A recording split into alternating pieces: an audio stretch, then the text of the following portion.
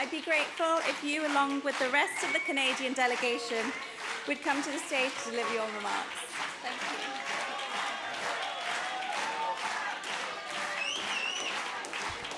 Thank you very much. Thank you.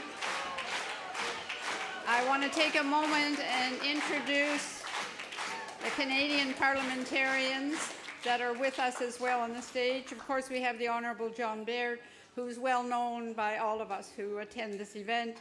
Honourable Candice Bergen, Michael Cooper, Kerry Diot, Senator MacDonald, and to all of our Canadian friends of Iranian background. It's wonderful to be with you here today. I have to share that I have been coming here for more years than I'm going to admit to. And every year I get more inspired. And I have to say to all of the wonderful speakers who spoke today, I think we were all wondering where this was going when we came. Were we still going to have a movement to support after what has gone on and after the war that was happening?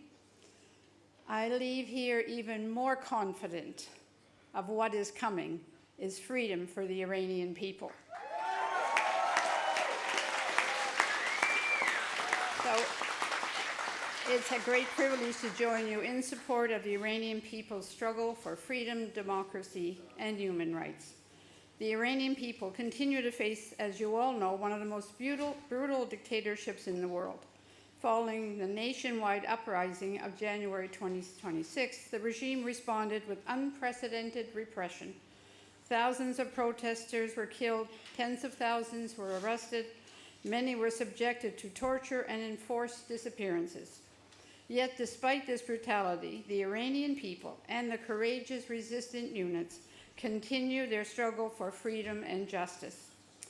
Women, of course, have played an important role in this movement led by Madam Rajavi.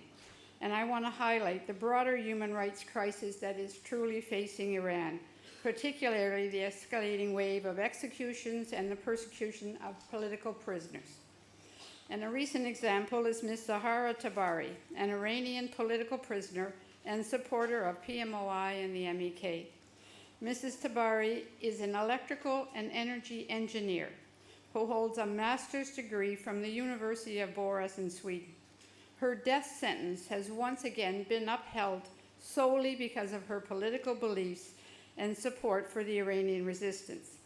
Her case symbolizes the regime's fear of organized opposition and the systemic use of executions as a tool of repression that we have heard a lot of today.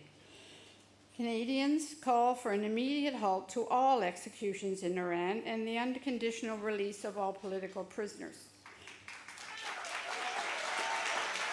The regime and its lobbyists continue to spread false narrative that no organized democratic alternative exists, and the fall of the clerical dictatorship would lead to nothing but chaos, insecurity, civil conflict, or even the disintegration of Iran. This is a deliberate deception designed to justify continued appeasement and discourage support for democratic change. But the facts tell a different story. For more than 4 decades, the National Council of Resistance of Iran has served as a democratic coalition committed to freedom, pluralism, gender equality, and the separation of religion and state. Therefore, we strongly welcome and support the timely announcement made by the NCRI on the 28th of February 2026, establishing a provisional government based on Madam Rajavi's 10-point plan.